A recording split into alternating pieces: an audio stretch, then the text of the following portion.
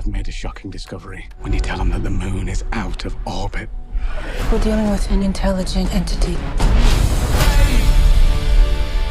Hello दोस्तों, welcome back to the my channel. आज मैं लेकर आया हूं आप लोगों के लिए एक बेहतरीन science fiction movie the moon fall, जिसे कि फरवरी 2022 में रिलीज़ किया गया है। दोस्तों, मूवी की कहानी काफ़ी अच्छी है। मैं इस बात से खुश हूं कि मुझे इस मूवी में काफ़ी कुछ अलग देखने को मिला।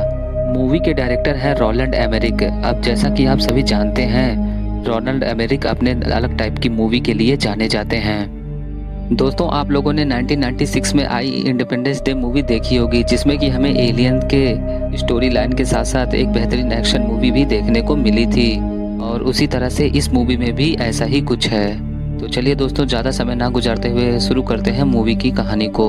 दोस्तों, मूवी की शुरुआत होती है 12 जनवरी 2011 को, जब अंतरिक्ष में कुछ एस्ट्रोनॉट ईगल नाम के एक सैटेलाइट को रिपेयर कर रहे होते हैं। यहाँ पे टोटल 3 एस्ट्रोनॉट होते हैं, जिसमें एक एस्ट्रोनॉट का नाम ब्रियान होता है, दूसरे एस्ट्रोनॉट का नाम मार्कस होता है, और जो नाम की एक लड़की भी उनके साथ होती है।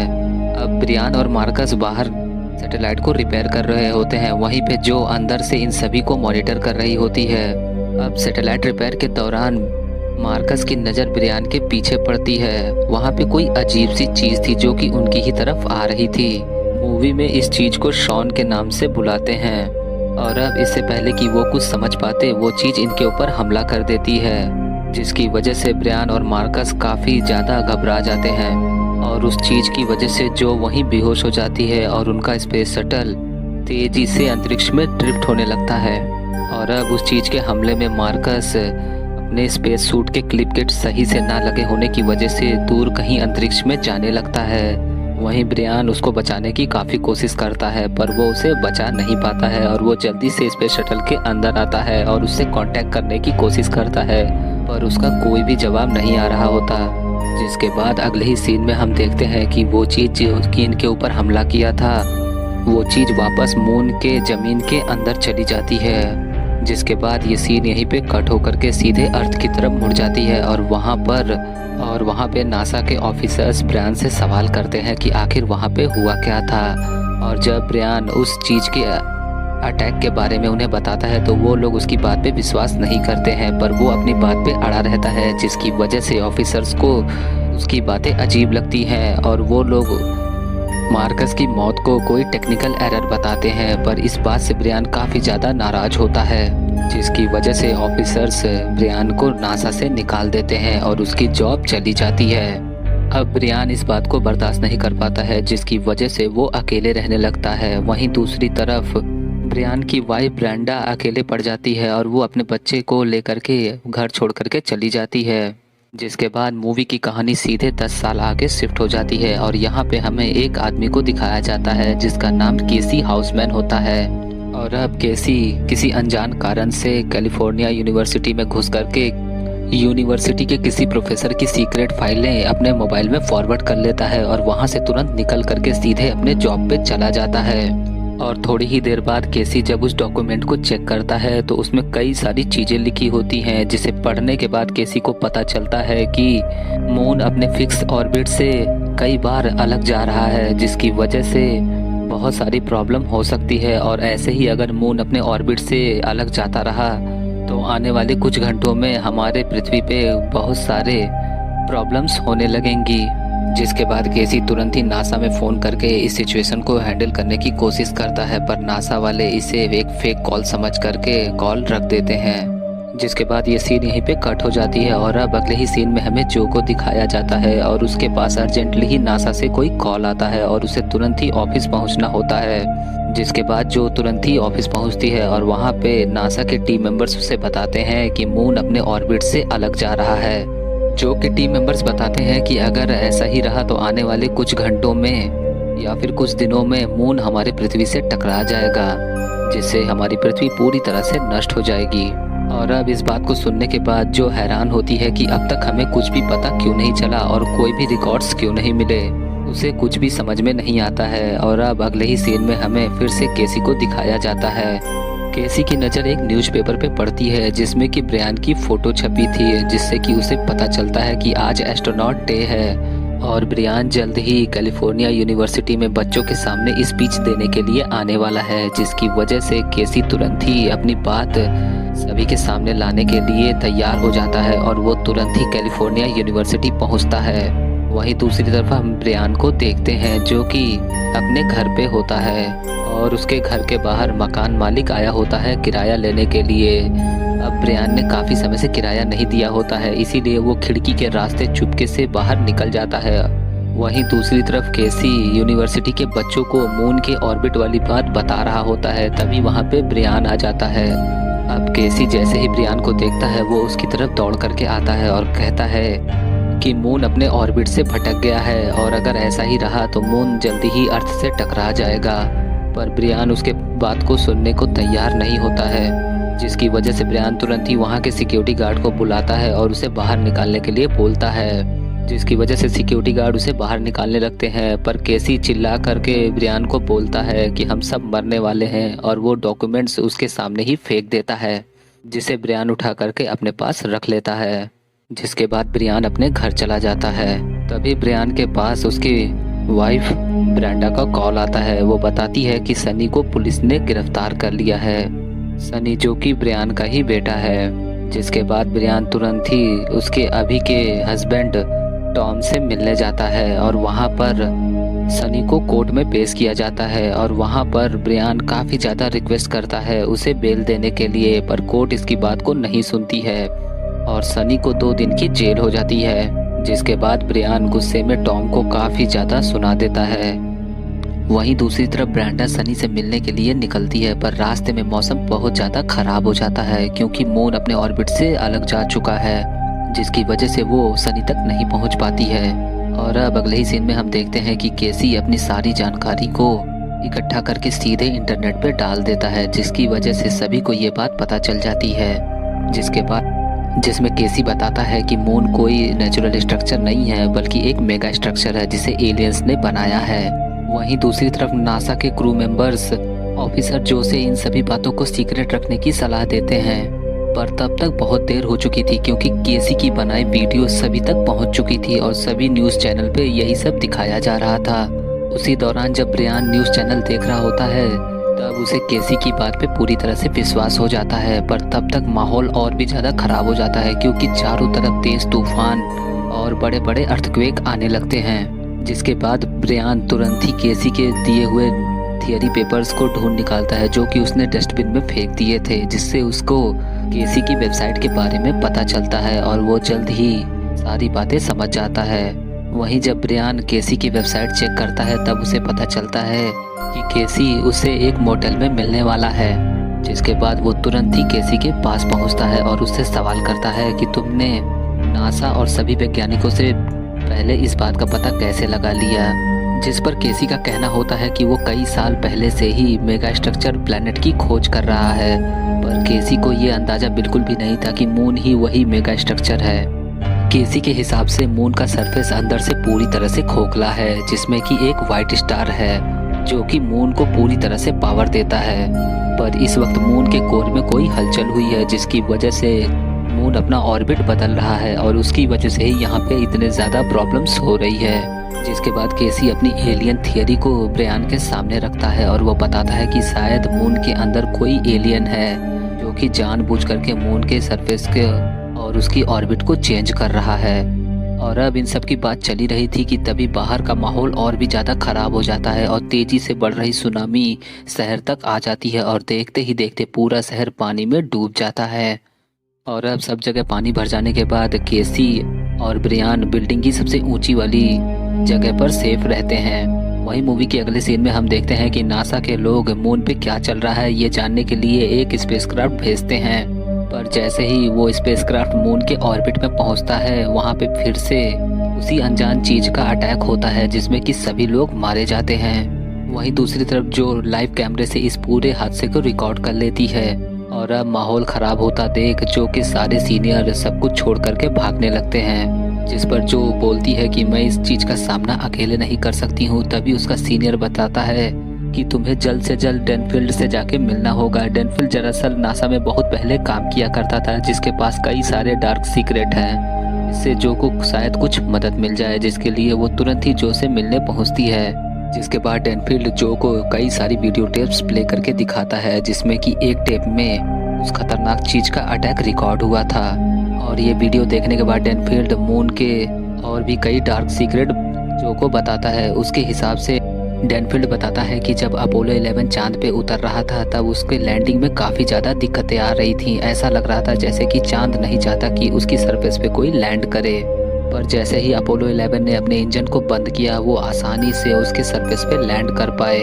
बाद में डेनफील्ड उसे बताता है कि मैं भी अपोलो 11 के क्रू मेंबर्स के साथ में था, और जब हम वापस आए तो हमने नासा को ये बात बताने की कोशिश की, पर नासा ने उनकी कोई भी बात नहीं मानी और उनको पागल करार करके किसी अनजान जगह पे छुपने के लिए मजबूर कर दिया। जिसके बाद डेनफील्ड भी इस बात को कन्फेस करता है कि मून कोई नेचुरल स्ट्रक्चर नहीं है, बल्कि इसे एलियंस ने बनाया है। और अब ये सारी जानकारी मिलने के बाद जो वहाँ से चली जाती है, और इसी दौरान उसके पति डक का कॉल आता है, जो कि आर्मी में एक बहुत बड़ा ऑफिसर होता है। वो जो को बताता है कि नासा के लोग मून पर न्यूक्लियर बॉम्ब डालने वाले हैं, जिसकी वजह से मून पूरी तरह से डिस्ट्रॉय हो जाएगा। पर ये बात सुन करके जो काफ़ी ज़्यादा हैरान हो जाती है, क्योंकि अगर मून ही नहीं रहा तो हमारी पृथ्वी भी बिल्कुल नहीं बचेगी। जिसके बाद जो तुरंत ही उन सभी लोगों को समझाने की कोशिश करती है, पर कोई भी उसकी बात नहीं सुनता है।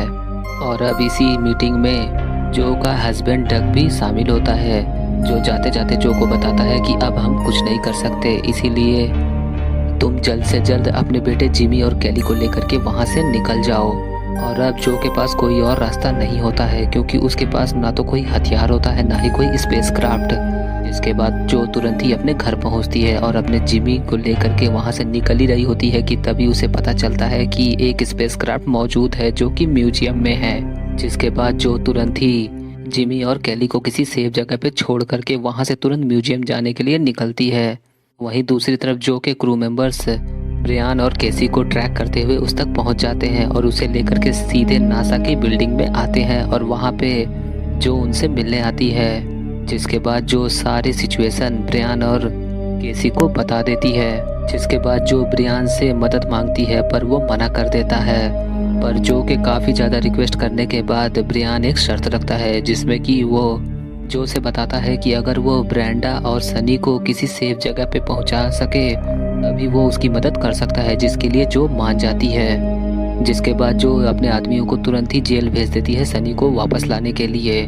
वहीं दूसरी तरफ जो के कुछ आदमी म्यूजियम से उस स्पेसक्राफ्ट को बाहर ले आते हैं और सीधे नासा के टेक ऑफ सेंटर में अटैच करते हैं और स्पेस में जाने की तैयारी करने लगते हैं। पर वहीं दूसरी तरफ मून अपने ऑर्बिट से बहुत ज़्यादा करीब आ चुका था, जिसकी वजह से पूरी पृथ्वी डिस्ट्रॉय होने के कगार पे आ गई थी। जिसके बाद ब्रियान अपने मिशन के बारे में सब कुछ बताता है कि हमें जल्द से जल्द मून पे जाना होगा, और वहाँ पे जो भी स्वॉर्म अटैक हुआ है जिसकी वजह से मून अपनी ऑर्बिट से अलग जा रहा है, जब हम वहाँ पे न्यूक्लियर ब्लास्ट करने के बाद वो स्वॉर्म अटैक रुक जाएगा, जिसकी वजह से मून दोबारा अपने ऑर्बिट में आ जाएगा और सब कुछ ठीक हो जाएगा। तभी अचानक वहाँ पे सनी आ जाता है और वो अपने डैड को देख करके काफ़ी खुश होता है। वहीं दूसरी तरफ जो का हस्बैंड डक अपने बेटे जिमी से बात करता है और उन्हें बंकर में वापस बुलाता है, पर जो इसके लिए मना कर देती है क्योंकि उसे सीधे मून पे जाना है। इसकी वजह से जो अकेले ही केली और सनी और जिमी को बंकर की तरफ भेज देती है, क्योंकि बंकर यहाँ से कुछ ही दूरी के आसपास होता है। जिसके तुरंत बाद ब्रियान, केसी और जो मिल करके अपने क्रू मेंबर्स के साथ स्पेसक्राफ्ट तैयार करते हैं ताकि वो जल्द से जल्द मून पे जा सकें। लेकिन तभी अचानक वहाँ पे एक बहुत बड़ा अर्थक्वेक आ जाता है, जिसकी वजह से स्पेसक्राफ्ट के इंजन में कुछ गड़बड़ी आ जाती है, जिसे ठीक करने की वो लोग काफ़ी ज़्यादा कोशिश करते हैं पर उसे ठीक नहीं कर पाते हैं, और अब जो पूरी तरह से टूट जाती है और वो हार मान जाती है। जिसके बाद वो सभी लोगों को अपने अपने घर भेजने की तैयारी करती है। सभी लोग वहाँ से अपने घर जाने लगते हैं, और वहीं दूसरी तरफ धरती के लोग चांद को एकदम करीब आते हुए देख रहे थे, और जो भी अपने इस नज़ारे को कंप्यूटर पे देख रही होती है, जिसमें कि उसे पता चलता है कि मून की ग्रेविटी बहुत ज़्यादा बढ़ रही है। तभी उसके दिमाग में एक आइडिया आता है, जिसके हिसाब से जो मून की ग्रेविटी का इस्तेमाल करके खुद को स्पेसक्राफ्ट के साथ स्पेस में लॉन्च करने के बारे में सोचती है, क्योंकि अगर वो ऐसा करने में कामयाब हुए और एक बार वो पृथ्वी की ऑर्बिट से बाहर निकल गए तो मून खुद ब खुद उसे अपनी तरफ खींच लेगा, क्योंकि उसकी ग्रेविटी बहुत ज़्यादा बढ़ रही है। जिसके बाद वो सभी लोग स्पेस में जाने के लिए तैयार होते हैं और जल्दी से स्पेस क्राफ्ट में वो तीनों बैठ जाते हैं और अब इनका स्टाफ वहाँ मौजूद नहीं होता है और वो अकेले ही स्पेस क्राफ्ट को स्टार्ट करते हैं। और इसी दौरान वहाँ पे तेज सुनामी की लहर आ जाती है जो देखते ही देखते सारी चीज़ों को तबाह करते हुए स्पेस क्राफ्ट की ओर बढ़ रही थी। और अब इन्हें कुछ भी करके 3 सेकंड के अंदर ही स्पेस क्राफ्ट को लॉन्च करना होता है और काफ़ी कोशिश के बाद वो तुरंत ही स्पेस क्राफ्ट को इग्नाइट करने में सफल हो जाते हैं और वो देखते ही देखते अर्थ के ऑर्बिट से बाहर निकल जाते हैं, जिसके बाद मून अपने ग्रेविटी के कारण उन्हें अपनी तरफ खींच लेता है और अब वो लोग मून के सरफेस के पास पहुंच जाते हैं। लेकिन वहीं मून के कुछ छोटे छोटे टुकड़े उनके स्पेसक्राफ्ट से टकराने लगते हैं, जिनके कारण उनके स्पेसक्राफ्ट का काफ़ी ज़्यादा नुकसान हो जाता है और वो किसी तरह से मून के सरफेस पर क्रैश लैंड करते हैं, उसी होल के पास जहाँ से वो स्वॉर्म अटैक निकला था। और वो इंजन को बंद कर देते हैं इससे पहले कि उनके ऊपर कोई अटैक हो। और वहीं दूसरी तरफ हम अर्थ पे देखते हैं कि सनी, जिमी और कैली कार से बंकर की तरफ जा रहे होते हैं। तभी कुछ गुंडे उनके कार को हाईजैक करके कार अपने कब्जे में कर लेते हैं और उन्हें अपने साथ ले जाते हैं, जिसके बाद सनी और जिमी सीधे कैरोलिन के घर पहुंचते हैं। और वहां पे सनी, जिमी और कैली की मुलाकात टॉम से होती है और वहां पे कुछ समय बिताने के बाद वो सभी लोग कार लेकर के सीधे बंकर की तरफ जाने के लिए निकलते हैं। पर कुछ ही दूर जाने के बाद उन्हें किसी कारण से गाड़ी रोकनी पड़ती है ताकि वो अपने साथ कुछ सामान ले जा सके, जिससे कि उनकी कुछ मदद हो सके। पर इसी दौरान उन्हें पता चलता है कि मून पृथ्वी से काफ़ी ज़्यादा नज़दीक आ चुका है, जिसकी वजह से अब उसके टुकड़े सीधे धरती के ऊपर गिर रहे हैं। और अब उस टुकड़ों से बहुत ज़्यादा एक्सप्लोजन हो रहा था, जिससे ये लोग अनुमान लगाते हैं कि आने वाले समय में अर्थ पर बुरी तरह से ऑक्सीजन भी खत्म हो जाएगा। इसी के कारण वो लोग एक क्लिनिक में जाकर के वहाँ से ऑक्सीजन सप्लाई लेते हैं और वहाँ से निकलते हैं। और इसी दौरान वो गुंडे फिर से वापस आ जाते हैं और उनके ऊपर हमला करते हैं। पर सनी और जिमी टॉम के साथ मिलकर के उनकी गाड़ी को चकमा देकर के किसी तरह से वहाँ से निकल जाते हैं। वहीं अब हम देखते हैं कि अर्थ पूरी तरह से डिस्ट्रॉय होने लगता है। चांद के बड़े बड़े टुकड़े सीधे धरती पे गिर रहे होते हैं, जिसकी वजह से बहुत बड़े बड़े एक्सप्लोजन होते हैं और देखते ही देखते पूरे अर्थ का विनाश होने लगता है। वहीं अब अगले सीन में हमें मून के ऑर्बिट में दिखाया जाता है कि ब्रियान तेजी से उसी होल की तरफ बढ़ रहा होता है। इसी दौरान केसी अपने मोबाइल फ़ोन से उस होल की पिक्चर लेने लगता है और अब देखते ही देखते थोड़ी ही देर बाद उस होल से स्वॉर्म बाहर आता है और वो उनके स्पेसक्राफ्ट के ऊपर अटैक करने लगता है। और अब ये सब कुछ देख करके जो को कुछ भी समझ में नहीं आता है, क्योंकि उनके स्पेसक्राफ्ट में एक न्यूक्लियर बॉम्ब भी होता है। वो स्वॉर्म उसकी तरफ जाने के बजाय वो उनकी तरफ आ रहा होता है। तभी अचानक जो की नज़र उस रिमोट कंट्रोल में पड़ती है, जो कि उस बॉम्ब को एक्टिवेट करता है और वो जल्दी से उस रिमोट कंट्रोल को तोड़ देती है। पर तब भी स्वॉर्म उनकी तरफ अटैक करने से नहीं रुकता है। और उसी दौरान जो सब कुछ चेक कर रही थी, तभी उसकी नज़र केसी के मोबाइल फ़ोन पे पड़ती है और वो जल्दी से उसका मोबाइल फ़ोन तोड़ देती है, जिसके बाद स्वॉर्म पूरी तरह से रुक जाता है और वापस अपने होल में चला जाता है। जिसके बाद अब जो को समझ में आता है कि स्वॉर्म उन्हीं चीज़ों पे अटैक करता है जिसमें कि कोई सिग्नल देने की प्रक्रिया चल रही हो। और अब इनका प्लान ए फेल हो चुका था, जिसमें कि इन्हें स्वॉर्म को मारना था। जिसके बाद अब ये लोग प्लान बी के तहत उस न्यूक्लियर बॉम्ब को वापस अटैच करते हैं और सीधे उसी होल में जाते हैं जहाँ की स्वॉर्म गया है। और वो लोग जैसे ही मून के कोर के अंदर पहुंचते हैं और जैसे ही वो लोग 22 फीट की गहराई में पहुंचते हैं, उनका पूरा स्पेसक्राफ्ट ऑटोमेटिक मोड पे चला जाता है, जैसे कि कोई उसे कंट्रोल कर रहा हो। और अब आगे बढ़ने पर वो लोग मून के जैसे ही और ज़्यादा अंदर पहुंचते हैं, उन्हें दिखाई देता है कि मून वाकई में एक मेगा स्ट्रक्चर है और मून अंदर से पूरी तरह से खोखला है। मून में बहुत ज़्यादा बड़ी बड़ी मशीनें लगी होती हैं जो कि मून को चला रही होती हैं। और जैसे ही वो लोग मून के मेन सिस्टम में घुसते हैं, उनका इंजन अपने आप ऑन हो जाता है, जिसकी वजह से स्वॉर्म फिर से उनके ऊपर अटैक करने लगता है। पर जल्दी से उनका स्पेसशिप एक दरवाजे के अंदर चला जाता है और वो दरवाज़ा बंद हो जाता है, जिसकी वजह से स्वॉर्म उस दरवाजे को तेज़ी से पीटने लगता है। और अब अचानक उसके अंदर जाने के बाद एटमॉस्फेयर अचानक बदल जाता है, जिसकी वजह से वो लोग बेहोश हो जाते हैं। और जब थोड़ी ही देर बाद वो लोग होश में आते हैं, तब केसी और जो देखते हैं कि वहाँ पर ब्रियान नहीं होता है और वो लोग स्पेसक्राफ्ट से बाहर आते हैं। उन्हें नहीं पता होता है कि एग्जैक्टली मून के अंदर ये क्या है। जिसके बाद केसी और जो ब्रियान को ढूंढने लगते हैं। वहीं दूसरी तरफ हम ब्रियान को देखते हैं जो कि किसी अजीब जगह पे था और ब्रियान को अपने सामने उसका बेटा दिखाई देता है, जो देखने में बहुत ही अजीब लग रहा था, और वो अपने बेटे से बात करने की कोशिश करता है। थोड़ी ही देर बाद उसे पता चलता है कि ये एक एआई है, जिसके बाद वो बच्चा ब्रियान से बताता है कि मैं कोई इंसान नहीं हूँ, मैंने तो बस तुम्हारी यादों में झांक करके तुम्हारे किसी अपने की आकृति ली है ताकि मैं तुमसे बात कर सकूं। जिसके बाद वो बच्चा बताता है कि हम कोई और नहीं बल्कि तुम्हारे ही पूर्वज हैं। और ये बात सुनकर के ब्रियान बहुत ज़्यादा चौंक जाता है, और वो बच्चा उन्हें बताता है कि आज से कई सौ साल पहले तुम्हारे पूर्वज यानी हम लोग बहुत ही हाईली एडवांस लोग हुआ करते थे, और हम लोग कई अलग अलग दूर दूर के प्लैनेट्स पे रहा करते थे, और हम लोगों ने अपनी हिफाजत के लिए एआई यानी आर्टिफिशियल इंटेलिजेंस बनाया था। पर गुजरते वक्त के साथ आर्टिफिशियल इंटेलिजेंस और ज़्यादा विकसित होते गए, और एक दिन ऐसा आया जब उन्होंने तुम्हारे पूर्वजों के खिलाफ जंग छेड़ दिया और उन्होंने कई लोगों को मार दिया, और देखते ही देखते कई और प्लैनेट में ये लड़ाई फैलती गई और इंसान खत्म होने लगे। जिसके बाद सभी इंसानों ने मिलकर के एआई से मुकाबला किया और कई साल तक ये जंग लड़ते रहे, और इस जंग में जब कई इंसानों की मौत हो गई और आखिर में जब इंसान बहुत कम बचे थे, तब उनके पास कोई और रास्ता नहीं था। इसीलिए उन्होंने अपनी टेक्नोलॉजी से उन्होंने अर्थ को बनाया ताकि वो इंसानों को बचा सके, और अर्थ के एटमॉस्फेयर को मेंटेन करने के लिए उन्होंने ही मून को बनाया था ताकि धरती पे यानी कि हमारे अर्थ पे ज़िंदगी की शुरुआत हो सके। और ऐसा करने के बाद उन्होंने अर्थ पे अपना डीएनए डाला ताकि वहाँ पे इंसानों को बचाया जा सके। और अब अर्थ पे लाइफ की शुरुआत होने के बाद बचे हुए हाईली एडवांस ह्यूमंस मारे गए, पर मरने से पहले इंसान ने अपने ब्रेन की पूरी मेमोरी को एक एआई में कन्वर्ट करके मून के कोर में छोड़ दिया ताकि वो स्वाम से इंसानों की रक्षा कर सके।